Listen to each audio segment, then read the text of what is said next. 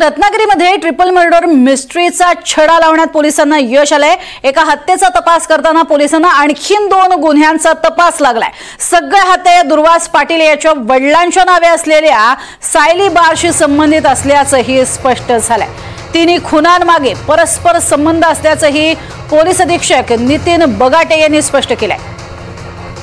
अधिक माहिती घेऊयात राकेश गुडेकर यांच्याकडनं। राकेश, एक खरं तर मर्डर मिस्ट्री होती आणि ती शोधण्याच्या नादात 3 हत्या समजल्यात, काय अधिक माहिती?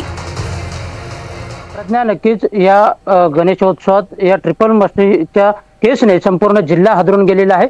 दुर्वास पाटील याच्या वडिलांचा जो बार आहे सायली बार खंडा या परिसरामध्ये, या ठिकाणी या हत्या झाल्याचं देखील समोर येते। भक्ती मयेकर ही तरुणी आणि त्याचप्रमाणे आरोपी दुर्वास पाटील यांचे प्रेमसंबंध होते आणि या प्रेमसंबंधातूनच भक्ती मयेकरची सुरुवातीला हत्या झाली। 16 ऑगस्ट रोजी भक्ती मयेकर ही बेपत्ता झाली होती, तशी तक्रार पोलिसांमध्ये देण्यात आलेली होती। ती मिरजोळे येथील आहे आणि त्यानंतर पोलीस या घटनेचा तपास करत होते।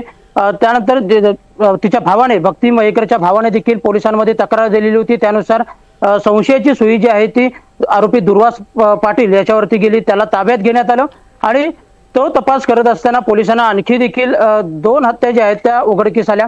भक्ती मयेकर हिचा खून दुर्वास पाटीलनेच केल्याचं स्पष्ट झालं। त्याने सायली बार मध्येच गळा आवळून तिचा खून केला आणि मृतदेह जो आहे तो आंबा घाटामध्ये निर्जन स्थळी फेकून दिला होता।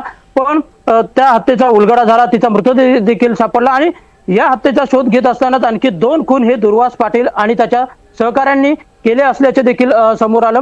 पहिला खून होता जो सीताराम वीर यांचा होता। सीताराम वीर हे या बारमध्ये कामाला होते आणि त्यांचं आणि भक्ती मयेकर म्हणजे ते भक्ती मयेकरशी अश्लील बोलत असायचे, असं भक्ती मयेकरने दुर्वास पाटीलला सांगितल्याचं पोलिसांनी सांगितलं। म्हणजे जे आरोपीने पोलिसांना सांगितलं ती माहिती आहे। त्यानुसार त्याने सीताराम वीर यांचा काटा काढण्याचं ठरवलं आणि सीताराम वीर यांना आपल्या बारमध्येच त्यांनी मारहाण केली आणि या मारहाणीतच त्यांचा मृत्यू झाला आणि त्यांचा मृतदेह पुन्हा एकदा आंबा घाटात फेकून देण्यात आला। गेल्या वर्षीची ही घटना आहे। त्यानंतर या ठिकाणी उपस्थित असलेला राकेश जंगम हा या ठिकाणचा साक्षीदार होता आणि या साक्षीदाराला देखील याने दुर्वास पाटील याने संपवलेला आहे। त्यानंतर म्हणजे सीताराम वीर यांचा खून झाल्यानंतर राकेश जंगम हा त्याला सांगायचा की मी हे सर्व पोलिसांना सांगेन, असं वारंवार त्याला देखील सांगायचं आणि त्यामुळे त्याचा देखील काटा दुर्वास पाटील यांनी काढलेला आहे सहकाऱ्यांसोबत आणि त्याचा देखील मृतदेह त्याने फेकून दिलेला होता। हे दोन्ही मृतदेह अद्याप सापडलेले नसले तरी या भक्ती मयेकरच्या खून प्रकरणामुळे मागच्या 2 खुनांचा देखील उलगडा या निमित्ताने झालेला आहे। पोलीस अधिक शोध घेत आहेत त्या मृतदेहांचा देखील, म्हणजे आता वर्ष उलटून गेलेलं आहे त्यामुळे त्यांचा देखील शोध घेण्यात अडचणी येत आहेत, कारण अतिशय जंगल परिसरामध्ये त्याने हे मृतदेह फेकून दिलेले आहेत।